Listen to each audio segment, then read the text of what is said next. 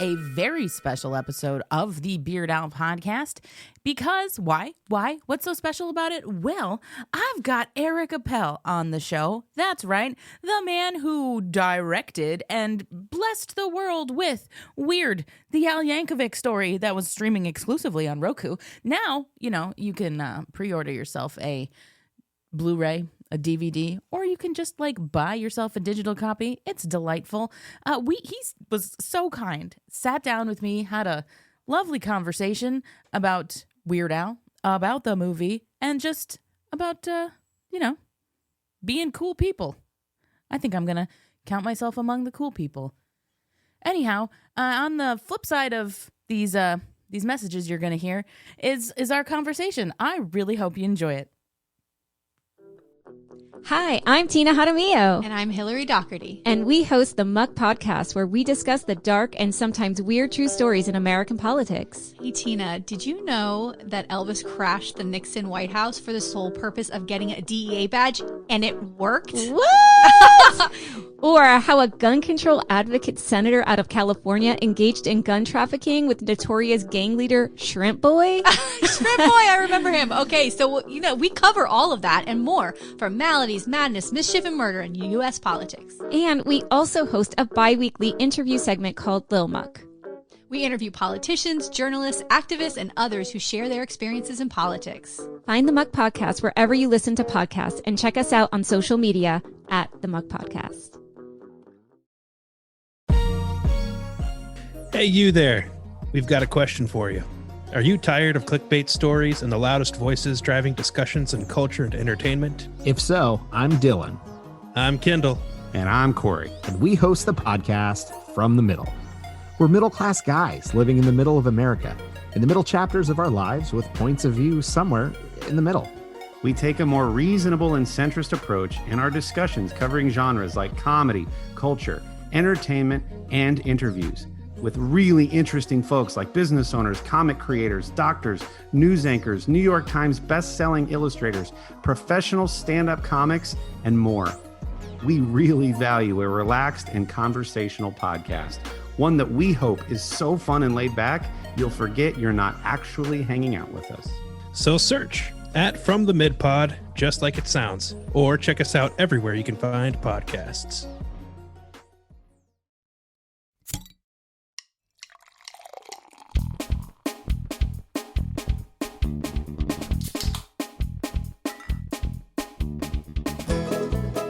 You have my favorite flavor of LaCroix also. This is, in my opinion, the only flavor of LaCroix there is. I concur. Yeah. I have a generic one at the moment, but it is still the grapefruit flavor. So, Have you had coconut? That's a bad one. I have not. Or I should have. That was loaded. I should have said, "What's your opinion on the coconut?" Oh no, flavor? it's a bad one. I'm sure I haven't tried it because it's gonna have to be bad. Yeah, it tastes like what you'd think suntan lotion tastes like. That's or what sunscreen. Mm-hmm. Because I'm not a fan of the limoncello or the key lime. I like regular lime, but not key lime. Really? See, the limoncello I was very into. In fact, and this relates to Weird, that was my drink of choice when shooting Weird. Really? And my assistant had the catering people buy cases of the limoncello and then hot stash them for me. So she would always that's what I would always have at my desk. That's great. Or at my desk at the monitor. It just tastes perfumey to me. I like a drier citrus, but I get it. I understand. My mom likes that one a lot. Yeah, but I bailed on it. I had too much of it, and then I burned myself out. You flamed out on the limoncello. I did. Well, thank you for talking to me on here, the Beard Owl podcast. We're talking about sparkling water, not beer like we usually do here, but that's okay. That's okay. So first of all, I have watched the movie Weird, the Al Yankovic Story, a whole bunch of times. Awesome. I'm one of those. I'm just going to admit what I did. The day it came out here in the U.S., I made my Roku think I lived in Europe. So why? Wait, why?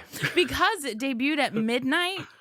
Oh, that's amazing. Yeah, so I That's- had my Roku thinking I was like as far east as like as Roku covers. Roku yeah, covers, yeah. Which is the UK, I guess. Nah, I was in like Hungary or something. Oh, wow. Yeah. Okay. Yeah, so I got to watch it at like 7 p.m. or something. That's awesome. Yeah. That's awesome.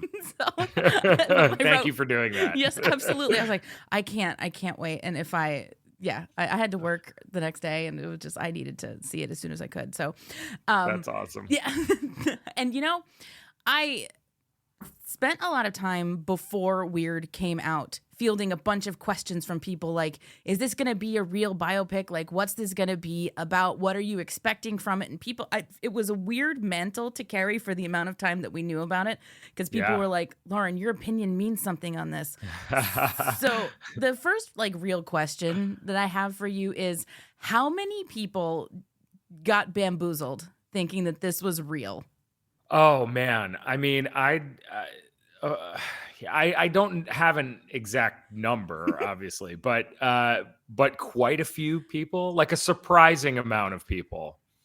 I got obsessed with watching trailer reaction videos when our trailer came out, because this is the first thing that I made that like, this is the first thing I've done that made a splash like this, and had, there were people posting their takes on what they thought it was going to be, and a ton of these trailer reaction videos on YouTube, where people film themselves watching the trailer and reacting to it, and then discussing it for like 10 minutes afterwards. And most of those, when the trailer ended, people still weren't sure. They were like, man, was he really with date Madonna? Like, that was one of I think the week after the trailer debuted, if you started typing Al's name into Google, it would autofill with like, if you type did Weird Al date Madonna, would like autofill. So weird. People thought that was real. There was one, I can't remember the guy. There was like one reaction video in particular. This guy's mind was just like so blown watching the trailer. And he was like, I can't believe, like, this is real. He said it like 5 times during the reaction. He goes, this is real? Like, I mean, that's what the trick is. I guess something like Dewey Cox, like, it's a fake guy. It's a fake biopic about a fake guy. So like, that it's fake. The fact that this is about a real person, even though it is Weird Al. Yeah. It just tricked people into thinking that it was actually a straight biopic. And that blew my mind so much, especially within the Weird Al community. I was like, y'all, did you not see the complete Al? Like, that's not real either. I know. I'm like, there's precedence for this, Yes, like yes. This. We live in a world where a mockumentary about his life exists. Do you expect a real biopic? Like, no. But you did lead me to, my brother and I are big fans of Walk Hard, the whole Dewey Cox thing. I've never seen Walk Hard. And you know what? I think that's probably good for you doing this, because I think so. One of the things that scared is not the right word, but one of the things it was like, how walk hard is this going to be? Like, how do you avoid walk harding this? No, I just made walk hard a verb. Right. But, Yeah. How do so I think you literally answered my question without, because you'd never seen it. And I was like, how did you avoid those same story beats? It was like, you just didn't know what they were. Yeah, I didn't know what they were. Like, I'd only seen a couple of clips from Walk Hard on YouTube, and I don't know how I missed it. Like, I don't know why I never saw Walk Hard. I love everyone in it and everyone involved. For some reason, I just I just missed that one. I think I was working at Funny or Die at the time, which was like, I mean, we were like related to Judd Apatow.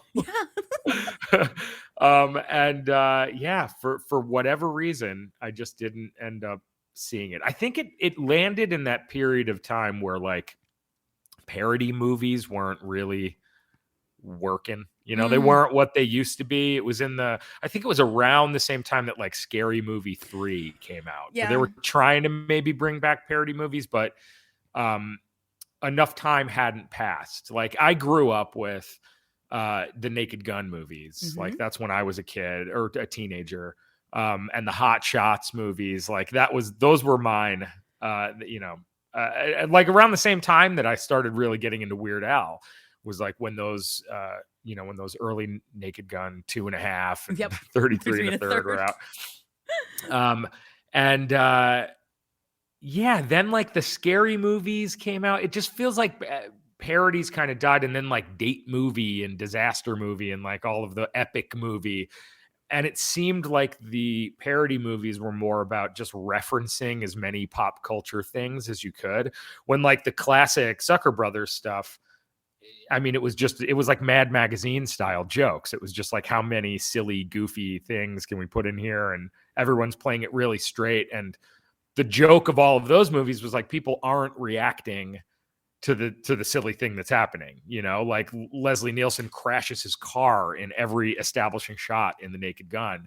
And it's just never commented on, where I feel like that wave of like epic movie, and it was all about commenting on the funny things. And, like Borat was like, all of a sudden Borat comes walking in the bathing suit, and it was like cheap jokes, just referencey jokes. And I think maybe that's it. Like Walk Hard came out right around the same time. And even though I knew it wasn't going to be that, it felt like it was more of a direct parody of like Walk the Line, just based on the trailers and the artwork. And it just felt like a Walk the Line parody. And for whatever reason, I think I wasn't interested in seeing that at the time.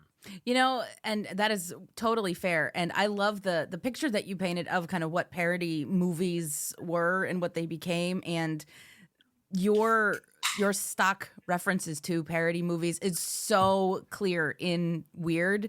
Like when my husband and I were watching it for the first time, we were like, the tone was so correct. Like we're like, this is the parody movie. Yeah, I mean, I'm like your like ideal audience also, but it's still, Thank you. It's funny too. Like we also didn't want to go. It kind of lives somewhere in between a parody movie that doesn't take itself seriously at all, and I don't want to just say like a good movie, or like a real movie that cares a lot about the story and the emotional beats. And I think that although we do have like visual gags and we have like really silly stuff that happens, we very deliberately tried to avoid making it feel like a Naked Gun movie or like Airplane, where there were jokes that would break the reality.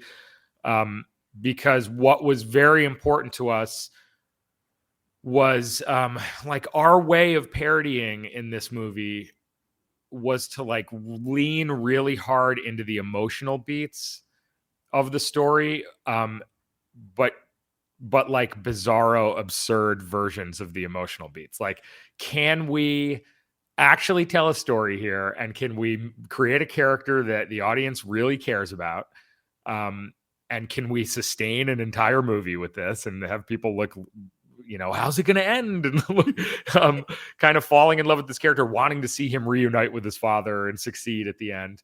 And can we do that by,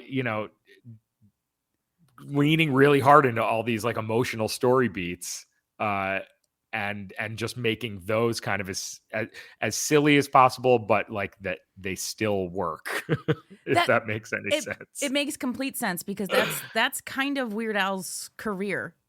Just from my perspective anyway, is that the emotional beats are there no matter how ridiculous what he's doing is. Yeah.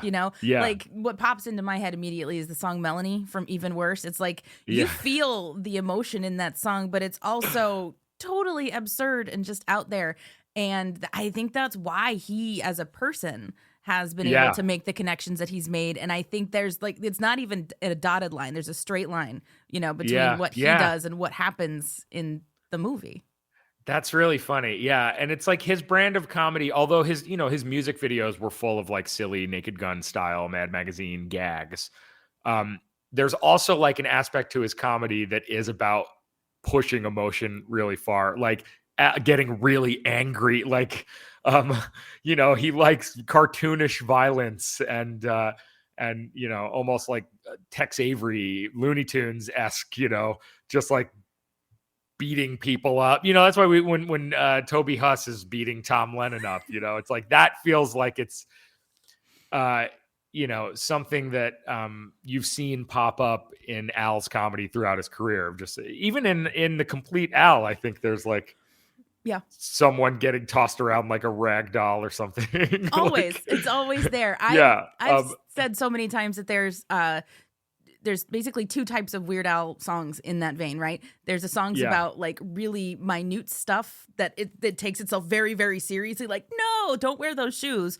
Or, one of those days where like, they're dropping the bomb. Like, oops, it's a Tuesday. Yeah. It's either the reaction doesn't relate to the thing that's happening. Right. Yeah, it's really funny. Like the movie just kind of being Al, we wrote it together, so obviously it's weird to like do a tribute to yourself, but it's kind of a tribute to like Al's brand of comedy. Like every sort of avenue that it took, went down. The movie touches on it at some point. That's so incredibly cool. And when this was happening, again, people kept coming up to me because they know the Weird Al movie being UHF, right? So, having written this with him, and then he, wrote that, in almost 40 years ago, which is cool. I don't like that. I don't either.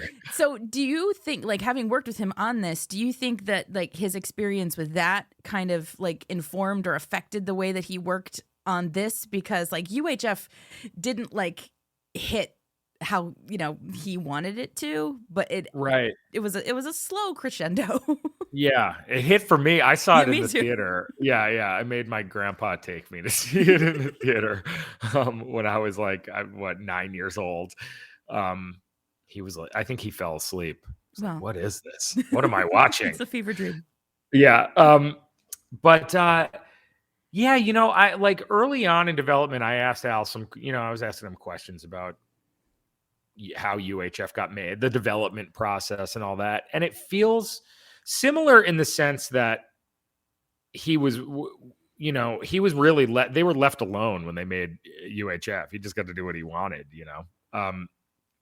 and that was similar to this. We wrote the script on spec. We just wrote it. We came up with like a pitch for the movie. We pitched it all over town. Everyone passed on it, which shocked us. Like we spent months working on this pitch, which is basically just walking through the plot of the movie without, kind of painting broad strokes, touching on some of the jokes. The Escobar stuff was in the pitch, like, getting killed at the end. Like it was all in the pitch. And we were like, oh man, it's going to be a bidding war for this movie. It's such a no-brainer. We're going to go out there. It's going to be great. And everyone rejected it. So we were like, okay, let's just write the script. Let's write the script and then we'll try to get the script out there. Maybe we'll try to attach an actor and then find financing. So when we wrote the script, again, we got to do it on our own. It's almost nice that no one bought the pitch, because then they would have tried to like maybe guide us towards something else or try to tell us what they thought wouldn't work, and instead of letting us just do this weird kind of experimental tone. So we wrote the script, and what ended up on screen is like very, very close to exactly like what our final, draft of that script was. And I think that, the stakes were a little bit lower with this than they were with UHF. I think UHF had like a little bit higher of a budget, and it definitely had a higher budget, especially, considering inflation. I think their budget then was higher than our budget was now, even without inflation. But they had the pressure of debuting in movie theaters and box office and making their money back. And we had the luxury of like debuting on a streaming platform that had not done really anything original yet. So the fact that they had this project that people were even just excited to seek out and find. I think that it doesn't even matter how good the movie was. They were like, all these people are going to be downloading the Roku app or, It's true. finding Roku on their TV to find this thing. It was a real bonus that it happened to perform the way it did and win awards. And like, we still have the Emmys coming up at the beginning of January. I know. That was a real surreal part of this entire experience. But yeah, so I think maybe there was a little bit more pressure on them then. And then, Al was really the like main creative force on UHF, obviously, and starting it. So a lot more pressure, I'm sure, on him in that aspect. And this was, we wrote it together. And then he got to hang out on set. I remember like day 2, like our first 2 days of shooting were a Thursday and Friday. And once we got to shoot, once we started shooting, we shot those first 2 days. And over the weekend, Al sent me an email that was just like, "You're really good at this, at like directing," which was like so nice to get. But he was like, "You're really good at this. Like it's fun to just hang out on set." And, like he would pop in with a note every so often. After every take, I would go over to him and say, "That's good, right? You're right. We should move on, right?" And he'd be like, "Yeah, that's great. It's perfect." Oh my God. I couldn't imagine. And there's moments where he was like, "Maybe let's try another one where they do this," or, but we were both like really in line with each other. We both find the same things funny. And, there was a lot of, there were certain things that kind of broke the tone of our movie that we took out that were in the script, or like the only things that Al and I would battle about were jokes or silly moments that went a little too far. Like the comedy was a little too broad and a little too pushed, and it broke like the reality of what we were doing. There's a scene that was in the teaser trailer where 3 accordions come sliding into frame. He's where Daniel's like, "Somebody get me an accordion," and like 3, or does anybody have an accordion? And 3 accordions come in. And then the one that's in the movie, he's just like, "Somebody get me my accordion," and you don't see them come in. I like had shot that. We did 1 take of him just saying, "Somebody get me my accordion." I did it to protect myself because I felt like that joke was a little too, the physics of it, the reality of it was just like a little too silly for what we were trying to do tonally in that scene. So like that, those are the only things that Al and I would kind of battle about. But it was never about like, is it funny or not? Like I'm like, it's funny. I think it's hilarious when those 3 accordions come in. It just takes away a little bit of the like emotion of the scene. Like it makes you forget what I really want people to be focusing on is, the immense pressure that he's under in this moment and being laughed at by everyone. And, it's reminding him, I think we had like an early cut where it was even flashing to like little blips of teenage Al being laughed at the party in that moment. As like, as everyone was like laughing at him when Wolfman Jack is walking away. But yeah, aside from that, like Al and I, we were all like, we were always in line on like what's funny and what's not funny.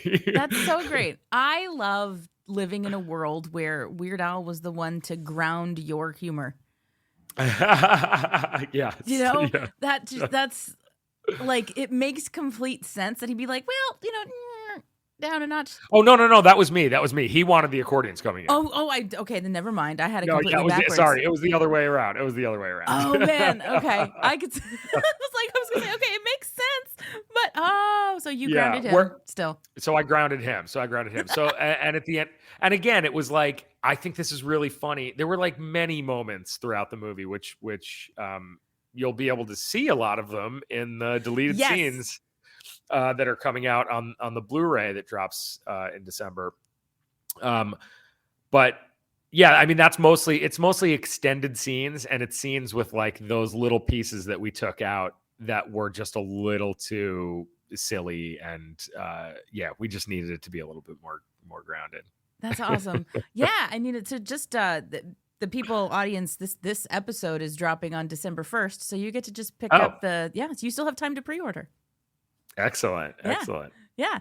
Well, I think you answered all the questions that I had. I was like, I don't know. You've talked about this movie like my gosh so much. I have talked about this movie a lot, but I love talking about the movie. We can keep talking about the movie. I'll talk about anything.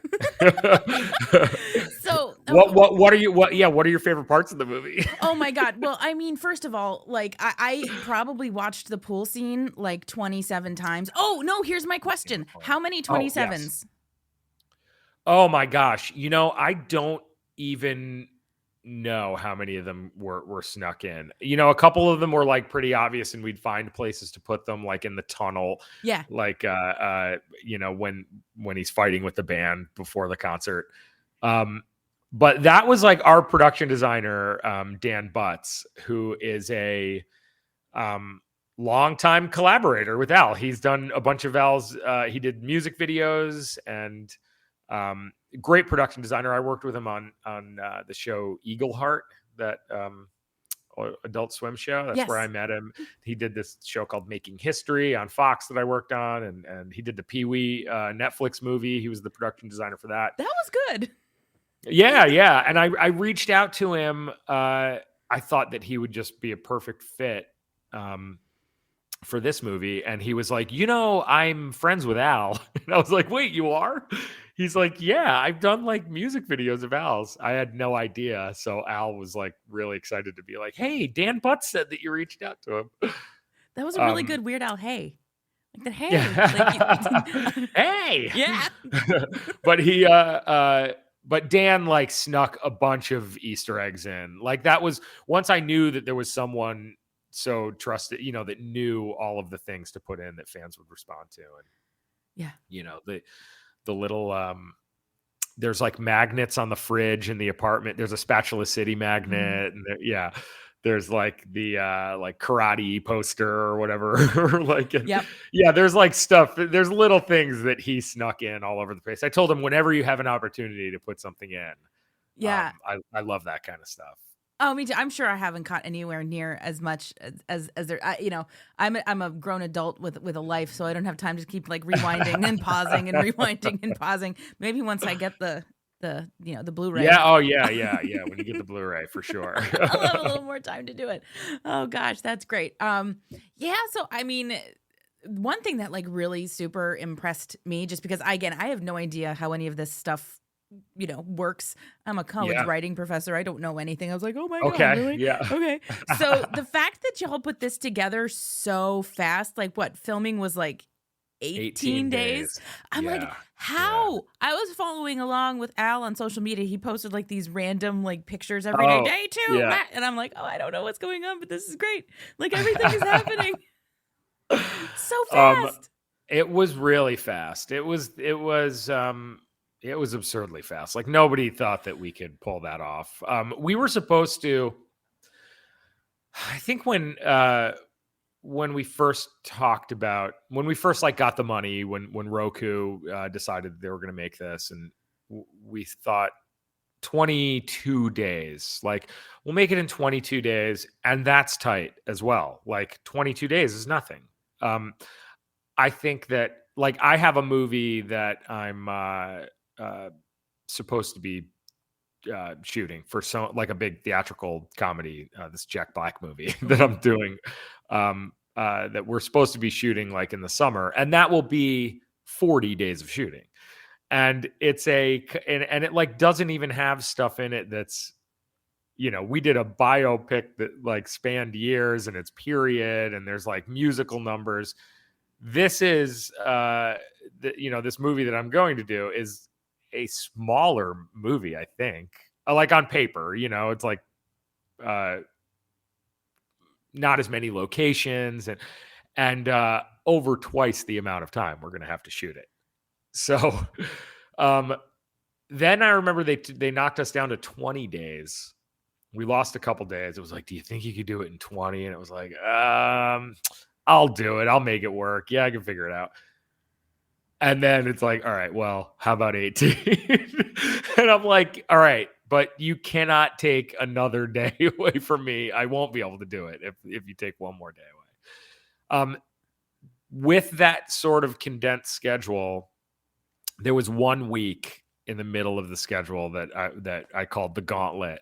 And I'm like, I kept saying, if I make it through the gauntlet, then we're good. Like, I'll be fine for the rest of the shoot. And it was week 3 of shooting. Week 1 was 2 days. So it was a Thursday, Friday. Monday was a holiday. So then it was, Tuesday through Friday of the following week. And then, no, sorry. Maybe it was a holiday. I think there was a lot of holidays that happened in our schedule. It was like a bunch of 4-day weeks. Oh yeah, well, because it was a January, like right? President's Day or something. It was February. Oh, February. Okay, so yes, you had February President's and Day. March. Uh-huh. Yeah. So it was week 3 of shooting. And on Tuesday, we had the pool party scene. So that was that whole day. And not just the pool party scene. We shot the pool party and the scene where they are in Dr. Demento's like home office. Okay. And they're making out on the couch, where Al and Madonna are making out on the couch. That was like at the end of the pool party day. Wednesday was the whole concert where he's drunk on stage. Oh my God. Plus the fight with the band in the tunnel underneath. Plus the shot where they're going down like the courtroom steps, like him and Madonna, like the jail, like the police department staircase with all the paparazzi. That was the following day. The day after that was the entire awards show and Amish Paradise. Which again, like we had to basically like build that awards show backdrop and set. Like that's the same stage that Amish Paradise took place on. We had to then we did Amish Paradise first, and then I think shot like the backstage stuff where he's where he rips off the skin and reveals that he still has a mustache and and has that final scene with Dr. Demento. And while we were shooting that, they were like building the podium and the steps and everything for the for the audience. Like, then we had to bring a bunch of crowd in and shoot all that audience stuff. It was insane. It seems insane. And we didn't have the money to like go overtime. Like these were 11 shooting hours, 12 hours with an hour long lunch break. And yeah, it was really crazy. And then, so I made it through the gauntlet. And then the following week, which was, by the way, like Escobar stuff was one day, like the jungle, like when we shot the jungle stuff, we shot on the Warner Brothers lot. So like in the morning, we took a really small crew to the Warner Brothers lot and shot that stuff. It's like the same area where in Pee-wee's Big Adventure, he like swings on the bike over the lake. Oh, I like knowing that. It's the Tarzan jungle from the Warner Brothers lot. Yeah. So we shot that there. And then like we had to load all the gear up and drive across town to the Van Nuys golf course, the restaurant at the Van Nuys golf course, which is where we shot the scene with Josh Groban and the phone call with Al. Right. Oh my God. Yeah, which by the way, that restaurant, fun fact, is that has been featured in 2 Paul Thomas Anderson movies. That is the Tail o' the Cock restaurant from Licorice Pizza. And it is also the restaurant in Magnolia that John C. Reilly and Melora Walters like go on a date. That's so cool. Yeah. It's just got this like real old school, like San Fernando Valley restaurant look. So Paul Thomas Anderson loves using it. It's like a closed down restaurant on the golf course that like people just rent out to shoot in. Yeah, that is so awesome. I'm loving all these fun facts, and so this is why I've been talking to a bunch of people who are like, we're so excited for all the commentary and extra stuff on the. Oh yeah, DVD. we drop a lot of knowledge on that. Yeah, we both like wrote down just pages of stuff that we wanted to mention, and it's almost like there's not enough time to mention it all. Yeah, I could talk for hours about all the stuff. That's amazing. I will say I'm so thankful that this movie exists, and so this 2022 is when it happened. Somewhere in the tail end of 2021, I did an episode of this very podcast about the Funny or Die sketch. Really? Yep. Oh, I have to go back. You have to go back and listen. And in that episode, my guest, Robert from the Crooked Table podcast, and I said, sooner or later, this is going to be a movie. They're going to make this into a movie. And like not 3 months after that episode came out, you're like, guess what? We're making a movie. And I was like, we did it. We willed this into existence. And I firmly believe that like in my heart. That's awesome. I mean, it was a real journey. Like we started, so Al emailed me, so like when I made that original trailer, Al and I, kept in touch throughout the years whenever he would play a show in LA or, at the Orange County Fair or like wherever, he would invite me. And, he like sent a gifts when my kids were born, like, just, always sort of like remained there in my life as a friendly acquaintance.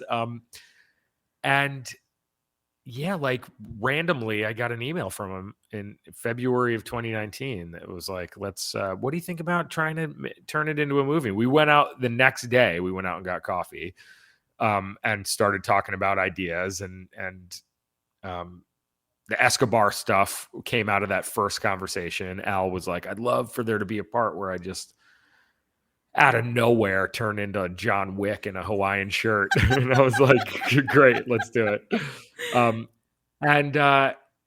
So like I called Funny or Die and I was like, me and Al we're thinking about doing the movie. And they're like, great. When you have a pitch together, like, bring it to us. We spent a few months coming up with a pitch. We pitched it all over town. It got passed on. We wrote the script. So I think December of 2019, we had a finished script. We got it to Daniel Radcliffe in January of 2020. He immediately said, yes, I want to do this. We this was pre-Zoom. This was like a month before COVID. Yeah. We had Google Hangout with him or like whatever, or whatever the Microsoft one is called. And he was like, I love this. I want to do it. Like, what kind of accordion should I get? I want to start trying to learn the accordion. And then COVID hit. And then it was just like really hard to get people to give us money to make this movie. We found a couple of independent financiers, this company called Tango Entertainment. They came in, they could finance for up to a certain point, and then had to find financing partners to try to do the rest of it. We're going to make it for like $6 million. We're going to try to shoot it in Atlanta. And then we just like struck out over the course of the next year. Like no one would even come on board to like pay $3 million to like make this movie. And eventually, like I had a friend, this exec, Colin Davis, who I had worked with at TBS. He was at TBS and I wrote a pilot for TBS. And then he left TBS and went to Quibi, and he hired me to do this Quibi thing. And then Quibi went under and he went to Roku. And I was like, hey man, like, what do you think about this doing this Weird Al movie? And thankfully they said yes. But it took a really long time. It was late 2021. I think like the late summer, early fall of 2021, we found out that Roku was interested. And then of course it took a while to make all the deals and do all that stuff. And it was, it was just like these things. It seemed like they come out of nowhere, it gets announced. It's like, they're making this thing and we were in pre-production when it got announced, but it had been years of us trying to just push this boulder up the hill. And, I'm so happy with the way that how it was received. And it's funny too, that like no one, even at like Roku, I think nobody quite understood and this might be why we were having trouble selling it. Nobody really understood exactly what we were going for with this until they saw it. And I remember that I sent the director's cut. I spent 5 weeks putting together the director's cut. And when everyone saw it, I remember the response it was almost insulting, but it wasn't meant that way. But they were like, Eric, this is a real movie. I was like, yeah, dude. I know. What do you think I've been doing? It's like a real, well, because it feels like, it's kind of like we're goofing on biopics. Like it's a joke. It's a parody of biopics or something. But I never thought of it as a parody of biopics as much as I thought of it as a real biopic, a comedic biopic that exists in a bizarre, funny universe, Yeah. I always, even when we were trying to find financing, I had to put together like a pitch deck to try to, get people to give us money. And it wasn't like, Naked Gun, Airplane, Hot Shots, those weren't the movies that I was referencing. I was referencing like Anchorman and Wayne's World and, comedies that are like kind of ridiculous, but also that have a great story that you could track. And Wayne's World had like, you care about his relationship with Tia Carrere's character. Like, it really works well. And I wanted everything to work as well in this and not just be like a sketch that goes on for too long. Yeah, and that was a real fear again for some folks. Is like, is this going to be Night at the Roxbury? Is this going to be Ladies' Man? Is this going to be like a thing that should only be this long, like stretched out longer than it should be? And it's so clear that you were cognizant of it not doing that. It felt really, really real.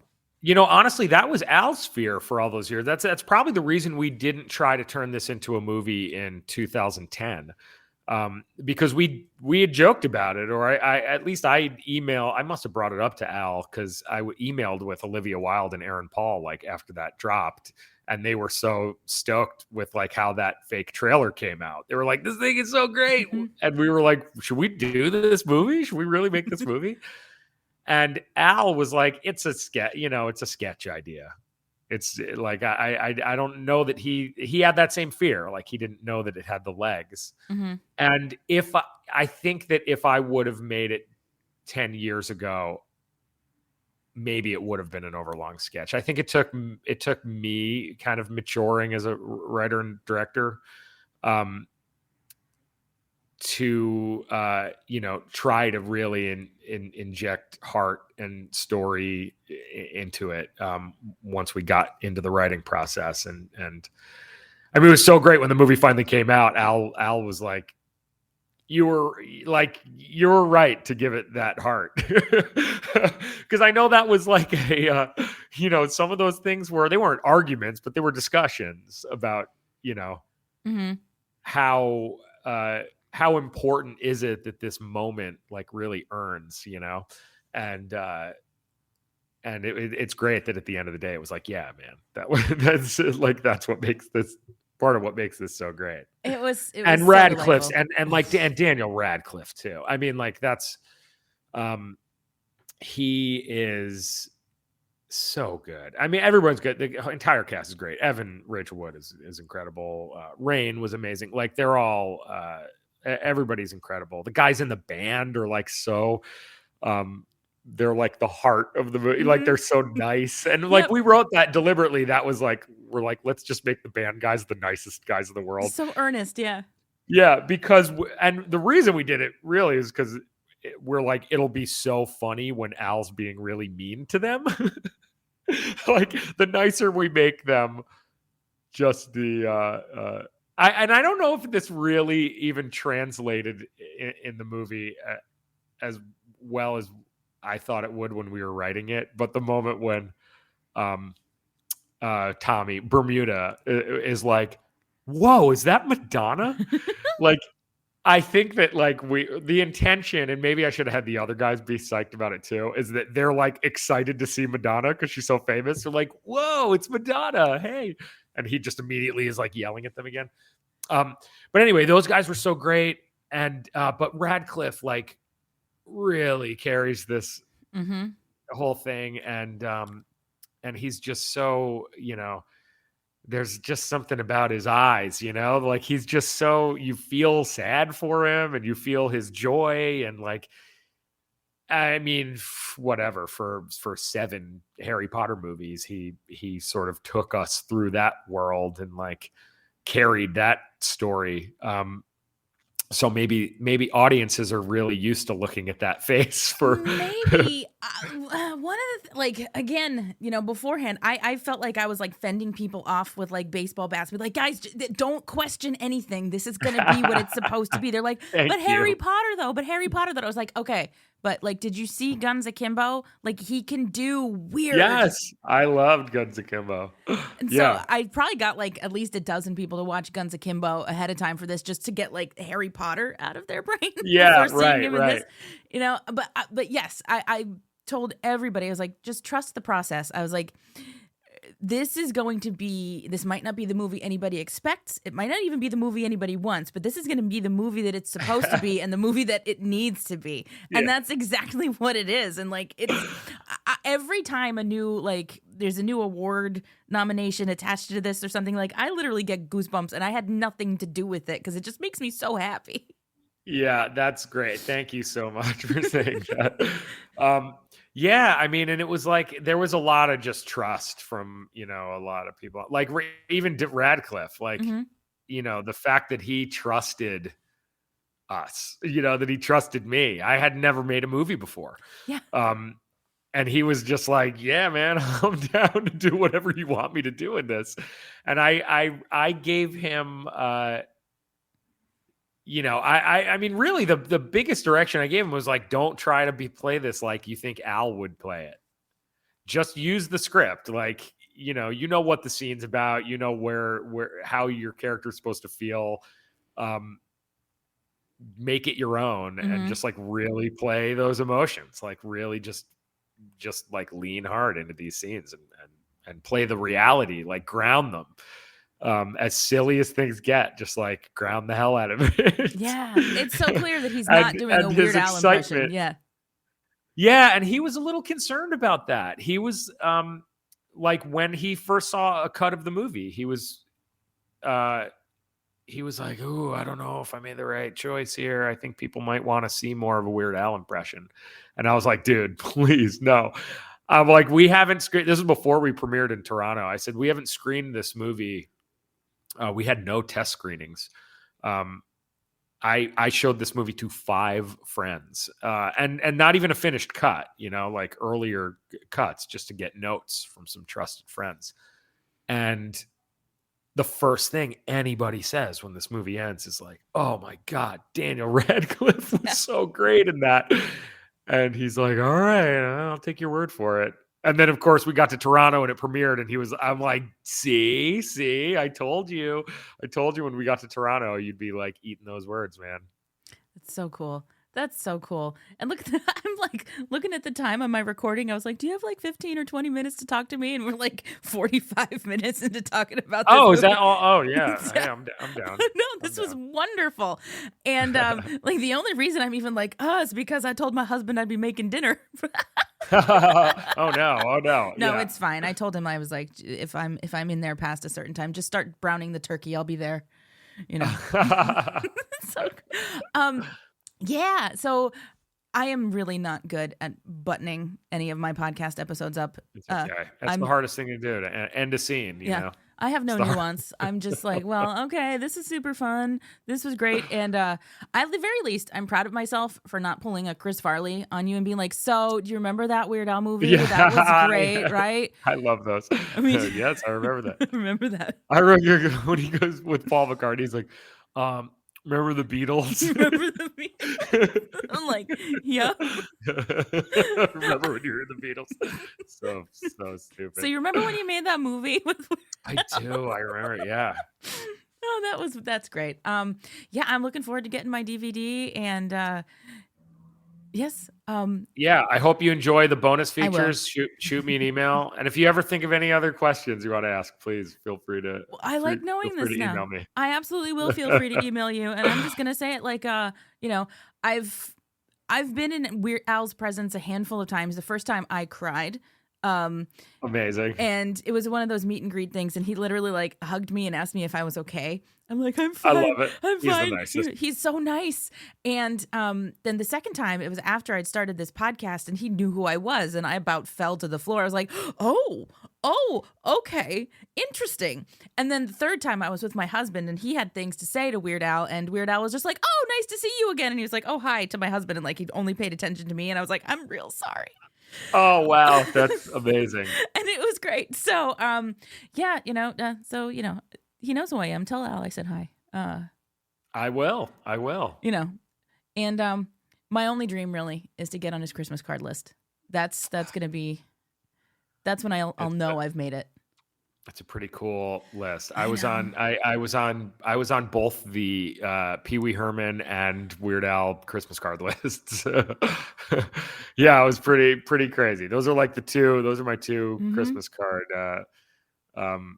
Yeah, I even got I went to like the Paul Rubens like memorial friends and family, like friends of Paul Rubens celebration of life at the it was at the Skirball Center in LA like a month after he passed away. And like I was on his Christmas card list, and like I got the birthday texts from him. Did you read about that anywhere? Like and he did these videos. And I got a video he sent me like on my birthday the year before he passed away. I got this video. I was in Atlanta filming something, and I got this video that was, 5-minute long video of him just saying really nice things about me. And I'd worked with Paul Rubens one time. I got kind of close to, I almost directed the Pee Wee movie. I like met a couple times on that. But I had like, yeah, but it was just crazy to like, to go to the to be at this memorial with all these, with all of these people that were like close with him and stuff. Yeah, it was really, really amazing. That's just beautiful, and like what Paul Rubens did and like what Al still does with the people that are even like inner circles, not even the word. It's like, even tertiary circles that are like a couple, spheres out, just little things to make like those people feel good that you just kind of hold on to. Everyone feels so special. Like getting those texts from Paul Rubens every year was like the highlight of my birthday. Yeah, it's just it was wild to be in a room with a couple hundred people of what Weird Al was there to Weird Al and his wife were there with Jack White, Conan O'Brien, like this room full of it was amazing to be in that room with all of those people that got to experience that as well. Like everyone had that in common, like not only just like being a fan of Paul's or having crossed paths with him at some point, but like getting those special birthday messages from him. It was like, oh man, this is a room full of people that like get it. And it made it like extra devastating to be there. It was like I think just the most like profound sadness that I had ever felt in like my adult life. Like this weird, because also he was like a childhood hero. I actually have this sitting next to me in my desk is this like lenticular. That's beautiful. Pee Wee thing. And it was the tag from like a Pee Wee Herman pajamas I had when I was like 9 years old from JCPenney. I love that. And I like found it in an old box and it's sitting on my desk. Well, that's a treasure. Yeah. It is. But anyway. Yeah, no, I think that's a lovely way to end this. See, again, you're better at this than I am because, like, it's the kind of thing that inspires you to be that for somebody else, to be that little bit of kindness, and if we can I did learn that anything, after Paul's memorial, I started sending people birthday texts. It lasted 2 days. I am not that guy. Paul Rubens is that guy. Al is also that guy. I'm not that guy, unfortunately. Well, I'm just my ADHD doesn't let me be that guy, Yeah, well, just do it randomly. One thing I like to do is if I see somebody out in public and, like, I like their shirt or I like their pants, like, I just say it and, like, keep moving on. It's that kind of thing too. Yes. It's just like kamikaze kindness. Yes, that is the way to live for sure. So, well, Eric, thank you for being here and talking to me, and this has been absolutely delightful. Yeah, thanks for having me. This was great. Great, thanks. Well, wasn't that neat? Again, big thanks to Eric Appel for talking to me, little old me. And I had a great time. And I couldn't have done it without the help of some very special people. My husband, Russ, who kind of gave me the push to make it happen. And a friend and listener of the show, Noah, for giving me some amazing talking points. Noah, you made me sound more intelligent than I am. So I appreciate you very much for that. And thanks so much for listening. And if you haven't already pre-ordered or ordered your copy of Weird, the Al Yankovic Story, with all of those delightfully delicious bonus features that we talked about, what's wrong with you?